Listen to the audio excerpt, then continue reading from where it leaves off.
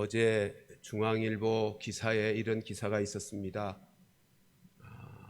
코로나로 사회적 거리두기가 오래 장기간 이어지다 보니 국민의 3명 중 한 사람이 사회적 고립 속에 있다라고 하는 보도였습니다.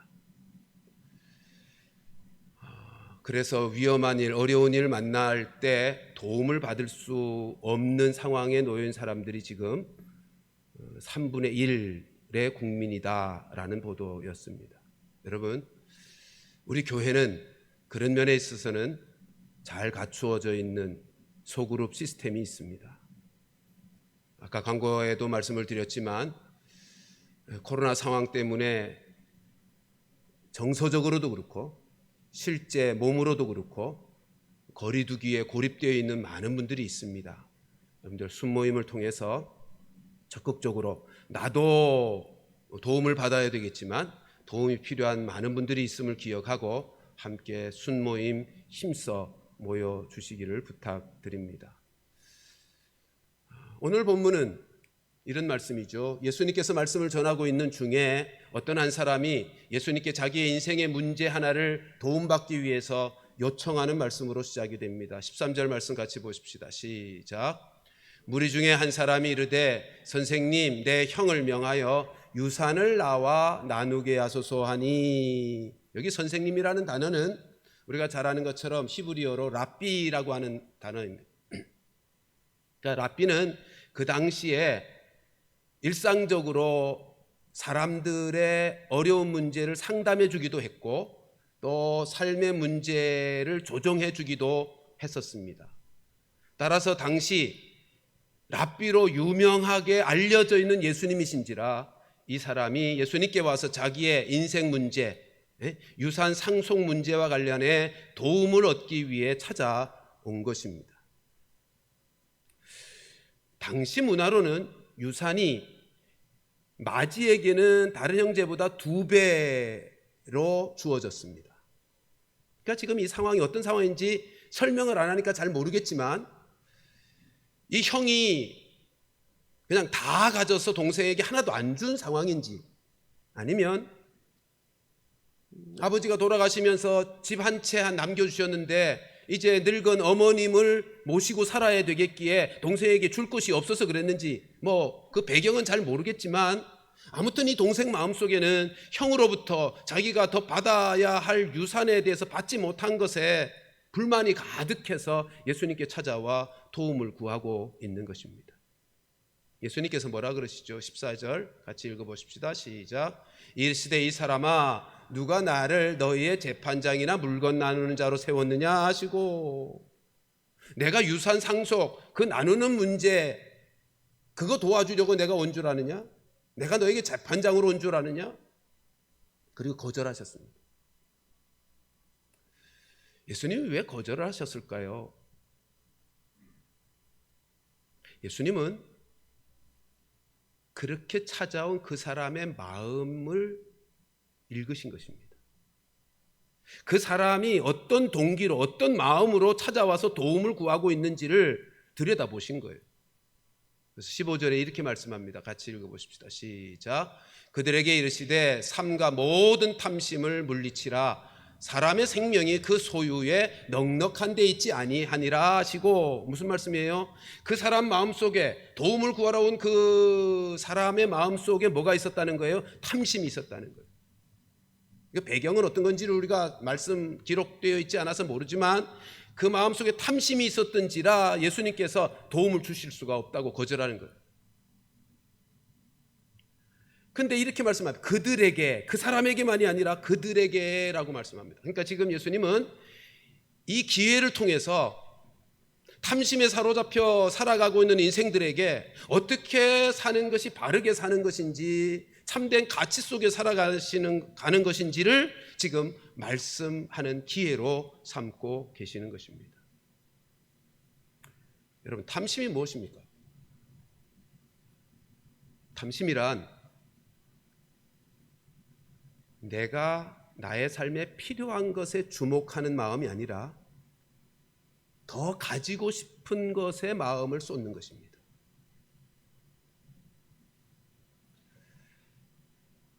탐심은 모든 인간들 속에 있습니다. 그래서 오늘 본문에 예수님이 탐심을 가지지 말라라고 말씀하지 않고 탐심을 물리쳐라, 탐심을 버려라 라고 말씀하는 거예요. 사람들 속에 탐심이 다 있으니까. 이 탐심의 근원을 추적해 올라가다 보면 인류의 조상인 아담과 하와에게서 물려받은 죄성이라는 사실을 발견하게 됩니다. 여러분, 아담과 하와를 생각해 보십시오. 하나님께서 아담과 하와를 창조하셨어요. 그리고 에덴 동산에서 살게 하셨어요. 여러분, 에덴 동산에서 아담과 하와가 살면서 부족한 것이 있었을까요? 부족한 것이 하나도 없었을 것입니다. 근데 하나님이 아담과 하와에게 한 가지 금하신 것 있죠. 에덴 동산에서 모든 것을 먹고 누리게 하셨지만 한 가지 금하신 것이 있어요. 그게 뭐예요? 선악을 알게 하는 나무의 실과를 먹지 마라. 그건 어떤 의미예요? 그러니까 선악과는 하나님의 권위를 상징하는 거예요.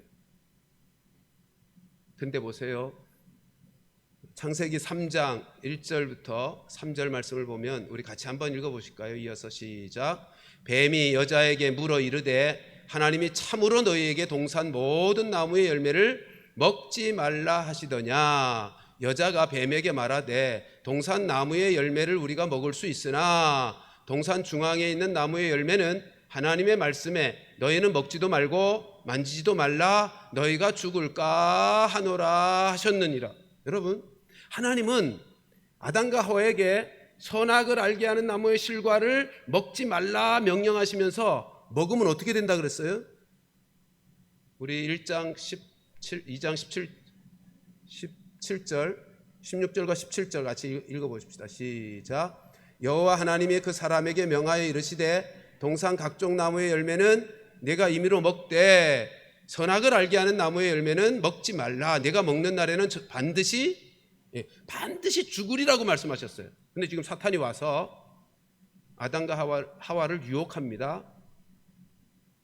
먹지 말라고 했냐? 다 먹지 말라 그랬냐? 그러니까 하와가 뭐라 그랬어요?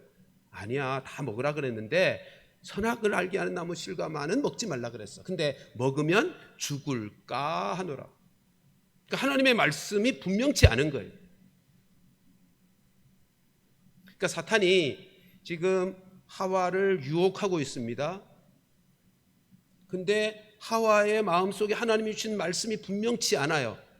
그러니까 어떻게 하나 보십시오. 4절 5절 말씀 있습니다. 시작. 뱀이 여자에게 이르되 너희가 결코 죽지 아니하리라. 너희가 그것을 먹는 날에는 너희 눈이 밝아져 하나님과 같이 되어 선악을 알 줄 하나님이 아심이니.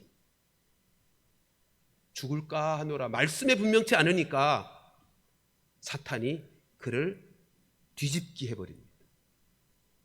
여러분, 이 사실을 우리가 놓치시면 안 돼. 우리가 하나님의 말씀에 분명치 않으면요, 사탄은 우리에게 언제든지 와서 유혹하고 우리는 쉽게 뒤집기를 당하게 될 위험에 노출됩니다. 지금 사탄이 와서 뭐라 그러는 거예요? 5절 보면 사탄이 와서 하와의 마음속에 탐심을 심어 놓습니다. 먹으면 죽는 거 아니야. 너 하나님과 같이 되는 거야. 여러분, 탐심이란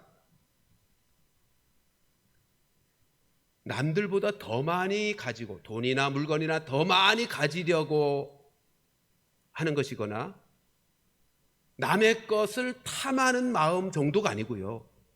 탐심이란 하나님이 나에게 주신 것에 만족하지 못하는 마음이 탐심이에요. 지금 사탄이 하와에게 탐심을 집어넣고 있어요. 하나님이 아담과 하와를 인간으로 만드셨어요. 그리고 인간으로 만드시고 모든 피조물을 다 다스리는 존귀한 인생으로 만드셨다고요. 그래서 그가 에덴 동산을 살면서 부족함이 없었어요. 근데 그 마음속에 그가 가지고 있지 않는, 하나님이 허락하시지 않은 그 선까지 가지게 하려는 마음, 그게 뭐라고요? 탐심이에요. 인간이 되어가지고 피조물이 되어가지고 하나님이 되려고 하게 하는 마음을 집어넣더라는 거예요. 그게 탐심입니다. 남들보다 좀 더 많이 가지고 싶어하는 마음이 아니고요. 탐심의 본질은 하나님이 나에게 주신 것에 만족하지 못하고 더 그 이상의 것들을 가지고 싶어하는 욕망의 마음, 그게 탐심. 그 결과가 뭐예요? 6절 말씀 같이 읽으십시다. 시작. 여자가 그 나무를 본즉 먹음직도 하고 보암직도 하고 지혜롭게 할 만큼 탐스럽기도 한 나무인지라 여자가 그 열매를 따먹고 자기와 함께 있는 남편에게도 주매 그도 먹은지라. 여러분, 탐심은요, 그래서 그 출처가 사탄으로부터 온 죄악의 마음이에요.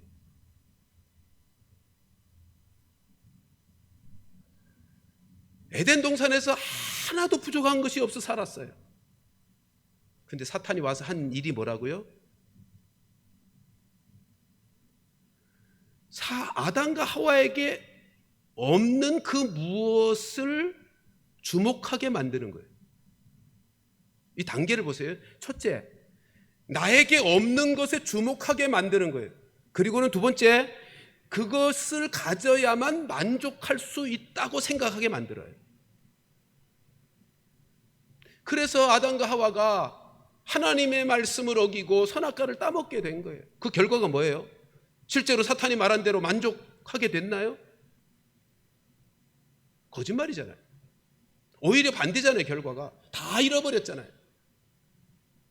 아담과 하와는 에덴 동산에서 살면서 절대 만족과 절대 평안을 누리며 살았어요.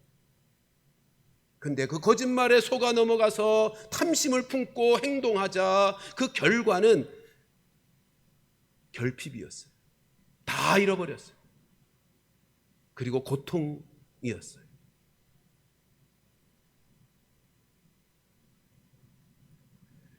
사탄이 와서 하는 일이 그거예요. 여러분, 탐심은 사탄의 마음이에요. 탐심은 사탄의 속성이에요.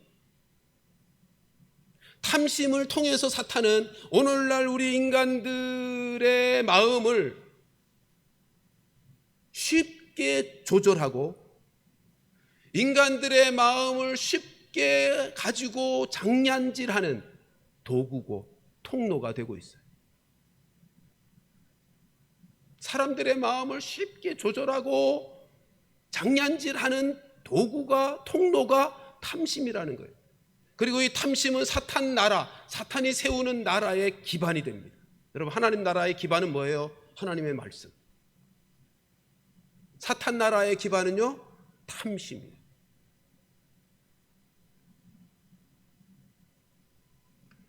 물론 인간이 가지고 있는 탐심을 통해서 문명이 발달된, 그래서 우리의 삶이 편안해진 면이 한편 있어 보입니다. 그렇죠? 내가 가지고 있지 않은 그것을 더 얻어내려고 거기서 집중하고 거기에 마음을 쏟아온 이 탐심으로 말미암아 인간 사회의 문명이 발전하고 우리의 삶의 편리가 이루어져 온 것처럼 보이긴 해요. 근데 그 결과가 어떨까요? 결과는요, 하나님부터 점점 멀어지고 있는 거예요. 하나님이 허락하시지 않은 것에 대한 탐심을 가지고 살아온 결과는 하나님부터 점점 멀어지고 있는 거예요. 지난주 말씀드렸던 것처럼 하나님이 창조하신 시공간으로 만족하지 않고 인간이 하나님 흉내내면서 가상공간을 만들어서 이제는 그 가상공간 메타버스에서 인생의 만족과 행복을 누리려고 하나님으로부터 점점 멀어지고 있어요. 뿐만 아니죠, 탐심으로 자연 환경을 파괴해 왔잖아요. 지금 우리가 겪고 있는 코로나 사태라고 하는 것이 그 결과 아닙니까? 창세기 2장 15절에 보면 하나님은 우리에게 자연을 맡기시면서 잘 가꾸고 돌보라라고 하는 단어가 있어요. 근데 돌보지 않고 가꾸지 않고 지켜내지 않고 탐욕에 탐심에 사로잡혀 마음껏 자기의 편리를 위해 자연을 파괴하더니 이상기온, 천재지변, 온갖 자연재해로 우리가 감당할 수 없는 지경에 이르렀잖아요. 보도들을 통해서 많이 듣죠.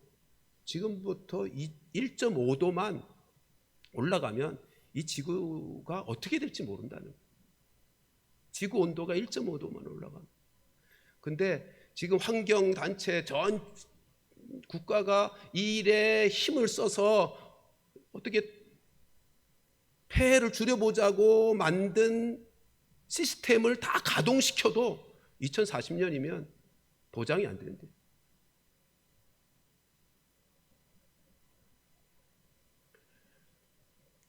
여러분, 지금 인간의 탐심으로 말미암아 가져온 결과가 어떠한지를, 에덴 동산에서 탐심을 품게 되자, 그리고 탐심으로 행하게 되자 에덴 동산에 쫓겨나서 모든 것을 잃어버린 것처럼 인생의 결과가 그렇게 되는 거예요.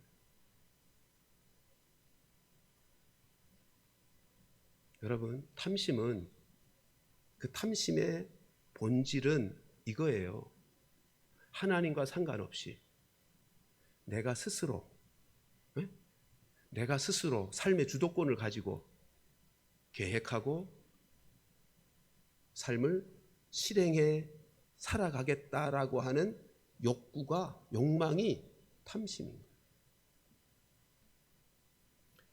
하나님이 천지를 창조하셨고 하나님이 자연 속에 질서를 주셨는데 그 하나님의 말씀을 따라 살지 아니하고 내가 내 삶의 주도권을 가지고 내 삶을 내가 이끌어가겠다고 내가 하고 있으니, 여러분, 성경은 골로새 3장 15절에 탐심을 뭐라 그래요? 우상숭배라고 말하는 거예요.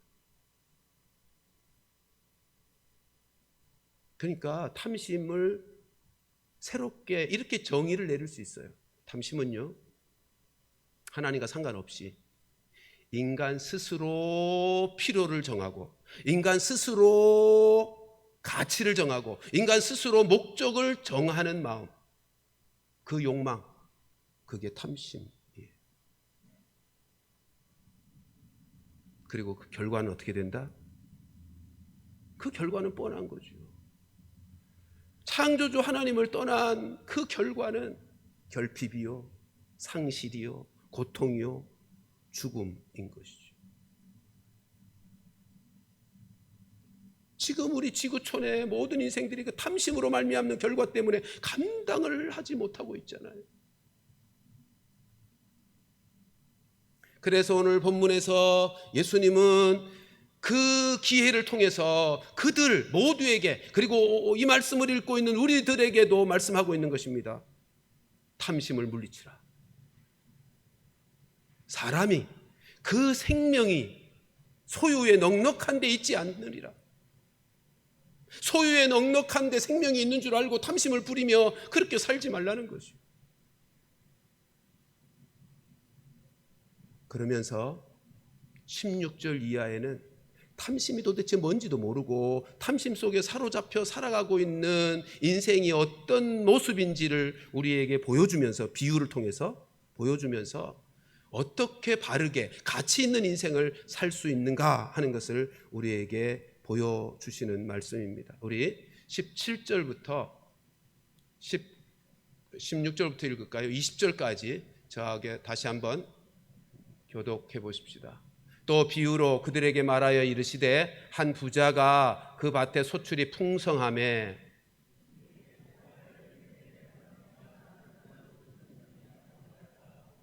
또 이르되 내가 이렇게 하리라. 내 곡간을 헐고 더 크게 짓고 내 모든 곡식과 물건을 거기 쌓아두리라.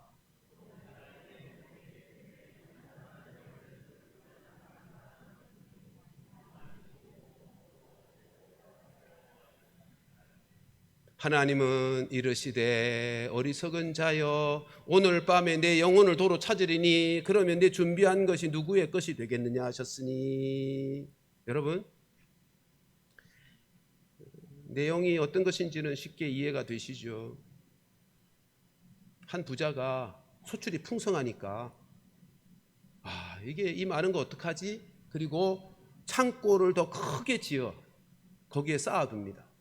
뭐 당연한 거죠. 이거 잘못한 것도 아니고 문제가 될 것도 아니잖아요.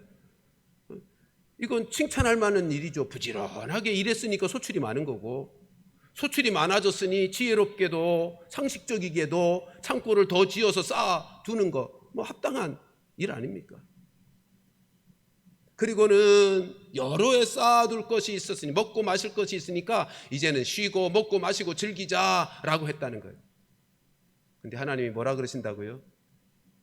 이 어리석은 자야, 내가 생명 오늘 밤에 너 도로 찾을 수 있어.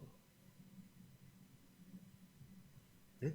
오늘 밤에 너의 생명 여러 해 먹고 마실 것 즐거움으로 기대하면서 이제는 먹고 마시고 즐기자라고 꿈에 부풀어 있는 그 부자를 향해서 하나님이 뭐라 그러신다고요? 오늘 밤에 내 생명 거두어 갈 수 있어. 여러분, 시한부에 통보를 받은 한 기독 청년의 이야기가 아직 잊혀지지 않는 이야기가 하나 있습니다. 예쁘게 생긴 자매였는데요, 병원으로부터 이제 남은 생애 시간이 1년밖에 남지 않았다는 통보를 받습니다. 그러니까 이 자매가 통보를 받고 나서는 자기의 삶을 살피어도 보니까 이제까지 중요하다고 생각했던 모든 것들이 중요한 것이 하나도 없더래요. 그러니까 새 옷을 사 입는 것이라든지, 부모로부터 이제는 독립하기 위해서 직장만을 위해서 여러 가지 계획을 세워왔던 것이라든지, 사람들과의 관계 속에 받은 상처의 문제라든지, 미장원에 갔다가 머리가 잘못되어서 속상해했던 일이라든지, 전에는 그게 그렇게 마음이 쓰이고 중요했었는데 이제는 그것들이 하나도 중요하지 않더래요. 그러니까 죽음 앞에 서 보니까, 아니 죽음 너머에 살아갈 영원한 삶을 생각하며 그 앞에 서 보니까 이제까지 중요하다고 생각했던 것들이 하나도 중요한 것이 없더래요.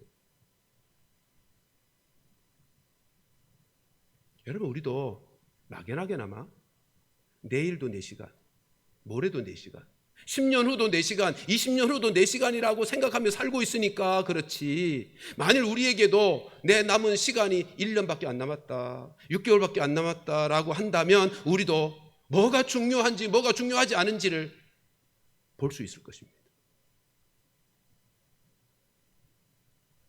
그게 보일 거예요.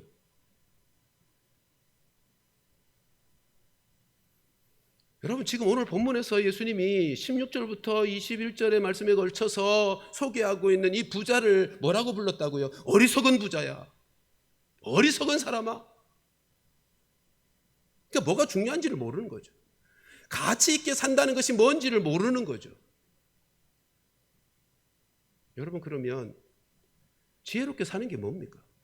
어리석게 살지 아니하고 지혜롭게 산다는 것이 어떻게 사는 걸까요? 탐심을 갖지 아니하고 살아가고 있는 참된 가치 있는 삶이란 어떤 삶일까요? 이렇게 한마디로 말씀드릴 수 있어요. 아담과 하와가 타락하기 전에 하나님이 원래 그에게 주셨던 그 생명으로 살아가는 삶, 그게 뭐죠? 영생이요, 영적 생명이요. 하나님이 원래 우리 인간에게 창조하셨을 때, 타락하기 전, 죄를 짓기 전 주셨던 그 생명으로 살아가는 삶, 그게 참된 가치 있게 살아가는 삶이고 지혜롭게 살아가는 삶이에요. 그걸 뭐라 그런다고요? 영생의 삶이에요. 성경에서 영생을 뭐라고 정의하죠? 요한복음 17장 3절 말씀 보실까요? 같이 읽습니다. 시작. 영생은 곧 유일하신 참 하나님과 그가 보내신 자 예수 그리스도를 아는 것이. 여기 안다는 단어는 지식적인 알미 아니라 경험적인 알미라, 관계의 경험을 통한 알미라는 거 아시죠? 그러니까 성경에서 영생이라고 하는 것은 영적 생명인데, 이것은 단순히 시간적인 차원의 개념이 아니에요. 영생, 영적 생명이란 시간적인 차원의 용어가 아니고 관계의 차원의 개념이라고요. 하나님과 나와의 관계 속에서 살아가게 되는 그 삶의 생명을 영생, 영적 생명이라고 말하는 거예요. 이게 영적 생명이기 때문에 시간적으로는 영원한 거죠. 그런데요, 예수님이 이 영적 생명을 우리에게 주시기 위해서 이 땅에 오셨습니다. 그렇잖아요. 아담과 하와가 이 생명을 잃어버린 다음에 아담과 하와가 가졌던 탐심을 가지고 그 거짓 것에 속아서 탐심을 가지고 허망한 인생을 살아가면서 결국은 멸망을 당할 그 인생, 불쌍한 인생들에게 이 생명을 다시 주심으로 다시 참된 가치의 인생을 살게 하시고 풍성한 삶을, 진짜 삶을 살도록 예수님께서 이 땅에 오신 거라고요. 그래서 예수님이 뭐라 그러시죠? 요한복음 10장 10절 같이 읽습니다. 시작. 내가 온 것은 양으로 생명을 얻게 하고 더 풍성히 얻게 하려는 것이라. 예수님이 이 땅에 오신 이유가 이 생명을, 영적인 생명을 우리에게 다시 회복시켜 주시기 위해 오셨고, 그 생명으로 말미암는 풍성한 삶을, 가치 있는 인생을 살게 하러 오셨단 말이죠.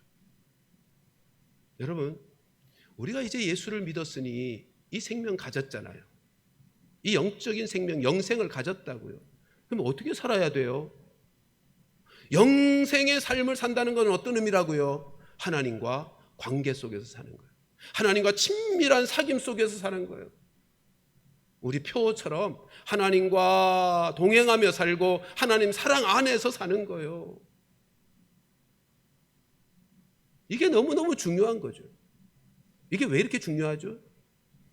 왜 주님 안에서 주님과 동행하며 주님의 생명으로 살아가는 것이 내 인생에 왜 이렇게 중요할까요? 이것만이 진짜 삶이니까. 이것만이 주님 앞에 섰을 때 계산될 수 있는, 인정받을 수 있는 유일한 삶이니까.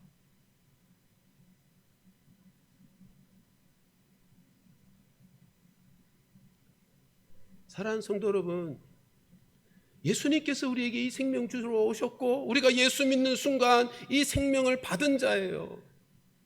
이 생명을 가지고 살아가는 그것이, 이 생명으로 다시 말하면 주님과 깊이 있게 관계하며 교제하며 그분의 인도함을 받으며 그분의 돌봄을 받으며 그분의 말씀 속에서, 그분의 사랑 속에서 살아가는 이 삶이야말로 영생의 삶이고, 이렇게 살아갈 때 그게 진짜 삶이고 가장 가치 있고 존귀한 삶을 사는 거예요.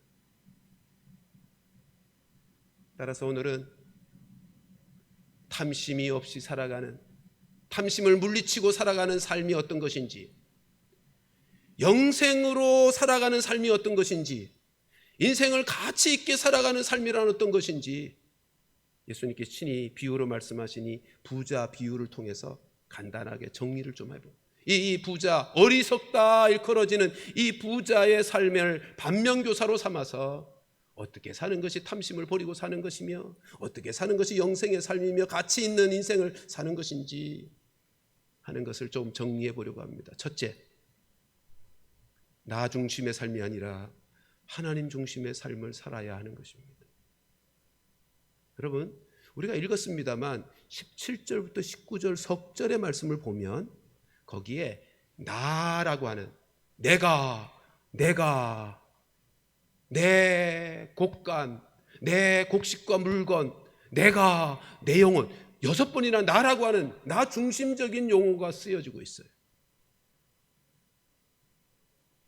그러니까 이 어리석은 이유가요, 하나님 중심이 아니라 나 중심의 인생을 살고 있기 때문에 탐심에 사로잡힌 어리석은 인생을 사는 거예요. 인간은요, 원래 지음받을 때부터 생명의 근원이 하나님이시고 하나님이 지으셨기 때문에 하나님에 의해서 하나님과 함께 하나님의 생명으로 살도록 지음받았어요. 하나님의 도우심을 받으며 하나님의 돌보심을 받으며 그분이 우리의 생명의 근원이니까. 다른 말로 표현하면 여러분, 태어난 아기가 그 부모 품에서 자라야, 살아야 안전하고 평안하고 풍성하지 않겠어요? 똑같은 원리예요. 인생이 우리의 생명의 근원 되신, 우리를 창조하신 그분 안에서 그분과 더불어 살아갈 때 안전하고 평안하고 행복하다고, 풍성하다고. 잠언, 전도 이사야서 44장 2절 말씀, 한번 같이 읽어보실까요? 시작. 너를 만들고 너를 모태에서부터 지어낸 너를 도와줄 여호와가 이같이 말. 하나님이 우리를 늘 도와주시는, 우리와 함께 하시면서 하나님 그분이 우리를 도와주셔서 우리가 살도록 지음받은 인생들이라고. 그러니까 사랑하는 성도 여러분, 나 중심으로 살려고 하지 마시고요, 하나님 중심으로 살려고 하세요. 어린아이가 내가 하고 싶은 대로가 아니라 부모의 품 안에서 살아야 되는 것처럼. 두 번째는 하나님이 나에게 부어주신 복을 세어보면서 사는 것이. 오늘 이 본문에 예수님이 비유로 소개하고 있는 어리석은 부자, 이 부자는 자기가 가지고 있는 그 모든 것들이 자기가 다 노력하고 자기가 잘나서 얻어낸 결과라고 착각한 거예요. 정말 그랬을까요? 비를 누가 내리셨어요? 바람을 누가 불게 하셨어요? 태양은 누가 창조하셨죠? 우리로 일할 수 있는 건강을 주신 분도 그분 아니십니까? 내 손에 가지고 내가 누리고 있는 이 모든 것들이 하나님으로부터 왔다는 사실을 잊어버리면 탐심의 인생이 되고 마는 것이. 탐심의 인생이 되고 마는, 어리석은 인생이 되고 마는 것이. 그러나 하나님이 나에게 주신 것, 내가 가진 모든 것들이 하나님으로부터 왔음에 대한 하나님이 부어주신 것을 셈하며 계산하며 감사하며 살아가는 사람은 그 하나님 기쁘시게 해드리며 그분과 함께 교제하며 영생의 삶을 살지 않겠는가 말이에요. 세 번째는 가치의 우선순위를 정하고 사셔야 돼요. 여러분, 우리 모두 다 알아요. 가치의 우선순위를. 재물보다 건강이 더 중요하다는 거 알잖아요. 그렇죠? 그리고 육체의 건강보다 영혼이 더 중요하다는 거 알잖아요. 근데 우리의 실제적인 삶을 보세요. 거꾸로 살아요. 많은 경우 거꾸로 살아요. 정신을 차리지 않으면 물질 때문에 더 많은 물질을 얻고자, 이 부자는 어떻게 생각했죠? 생명이 소유의 넉넉한 데인 줄 알고 그렇게 살았어요. 그러니까 우리도 정신을 차리지 않으면 더 많은 물질을 얻고자 하는 탐심에 사로잡혀서 마음 빼앗겨서 영혼도 손해보는 인생을 살고 육체적 건강도 외면하고 살아가는 어리석은 삶을 산다고요. 사랑하는 성도 여러분, 우리가 살 때 가치의 우선순위를 놓치지 마세요. 재물보다 건강이 더 중요해요. 그리고 육체의 건강보다 영적인 건강이 더 중요해요. 그러니까 어떻게 살아야 된다? 영생의 삶을 살아야죠. 주님과 교제하며 주님과의 깊은 관계 속에서 말씀과 기도 생활을 통한 하나님과의 깊은 친밀한 사귐 속에서 영생의 삶을 살아야죠. 네 번째는 생명의 주인이 하나님이시라는 사실을 잊지 마셔야 됩니다. 아까 우리가 다시 한번 읽었죠. 꿈에 부풀어서 이제는 먹고 마시고 즐기자라고 꿈에 부풀어서 밤 잠자리에 들었던 이 부자, 하나님이 어떻게 하신다고 표현하셨죠? 이렇게 표현합니다. 하나님이 이르시되 어리석은 자여 오늘 밤에 내 영혼을 어떻게 해요? 도로 찾으리라. 그러니까 잠시 맡겨둔 것 다시 돌려 받으시겠다라고 말씀하고 있습니다. 예? 우리의 생명의 주인이 하나님이시라고요. 잠시 우리에게 맡겨주신 거예요. 도로 찾으실 때가 있다는 거예요. 그러니까 우리의 생명만이 아니라 우리가 가진 모든 그 생명으로 이루어졌던 모든 소유도 다 주인은 하나님이신 거예요. 이 사실을 잊어버리면 안 되죠. 이 사실을 잊어버리면 결국은 탐심의 인생을 살고 탐심의 결과가 어떠한지를 잊지 마셔야죠. 그리고 마지막 다섯 번째는 이 생명의 주인이요 모든 소유의 주인 되시는 그 하나님에 대하여 부요한 자로 살아야 되는 것입니다. 21절 말씀 같이 한번 보실까요? 같이 읽습니다. 시작. 자기를 위하여 재물을 쌓아두고 하나님께 대하여 부요하지 못한 자가 이와 같으니라. 무슨 말씀이에요? 뒤집어 보면 하나님께 대하여 이제는 부요한 자로 살라는 거예요. 이 땅에 재물을 쌓아두고 땅에 부자로 살지 말고 하나님께 대하여 부자로 살라는 거예요. 그게 진짜 사는 거고요. 그 삶만이 영원한 나라에서 계산이 되는 거고요. 하나님께 대하여 부요한 자로 산다는 게 어떤 거죠? 이 말은 하나님이 기뻐하시는 일에 최선을 다하는 삶이에요. 하나님이 기뻐하시는 일이 뭐예요? 한마디로 사람 살리는 일이에요.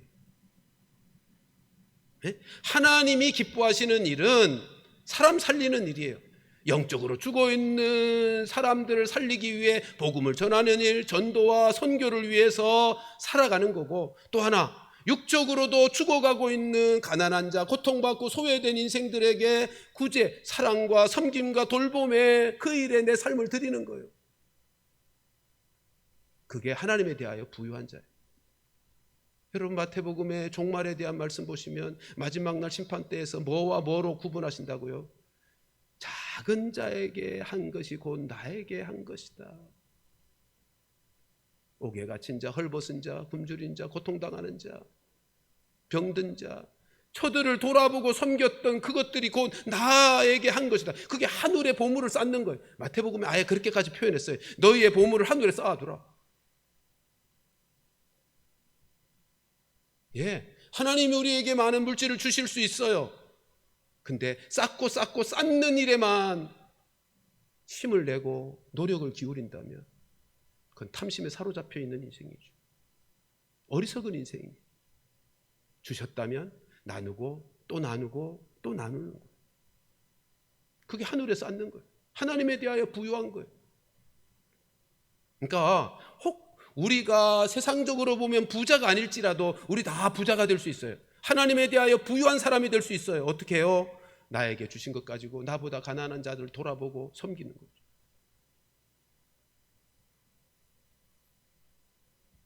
잠언 19장 17절 말씀 같이 한번 보실까요?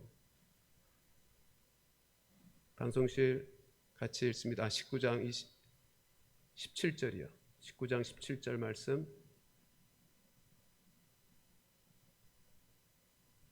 다음 말씀 띄워줘요. 17절.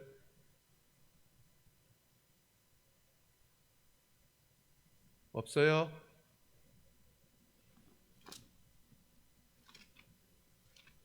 잠언 19장 17절 말씀 제가 찾아서 읽겠습니다. 가난한 자를 불쌍히 여기는 것은 여호와께 꾸어 드리는 것이니 그의 선행을 그에게 갚아 주시리라. 여러분, 하나님께서 우리에게 주신 것들, 세상적으로 부자가 아니어도 돼요. 세상적으로 부자가 아니어도 돼요. 그러나 나에게 주신 것들을 가지고 가난한 자들에게 나누어 주는 그것을 하나님은 당신에게 하신 것으로 계산하고 계시다는 거예요. 말씀을 정리하겠습니다. 여러분, 새해를 주셨습니다. 어떻게 사시겠습니까? 어떻게 사는 것이 지혜로운 삶이며 어떻게 사는 것이 가치 있는 인생을 사는 것입니까? 영생의 삶을 살아야죠. 영생의 삶이에요. 주님과 친밀한 관계 속에서 살아가는 그 삶을 사는 것. 올 한 해 살면서 주님과 동행하시면서 하나님 사랑 안에서 영생의 삶을 살아가십시다. 그리고 이 삶을 살아가면서 주변을 돌아보고 하나님이 나에게 주신 것 가지고 이 땅에서 부유하기 위해 쌓고 살아가는 어리석은 탐심의 인생이 아니라 나누고 베풀며 섬기며 살아가는, 그래서 하나님에 대하여 부유한 자로 살아가게 되는 우리 모두가 되기를 주님의 이름으로 축원합니다. 기도하십시다. 우리 시간 함께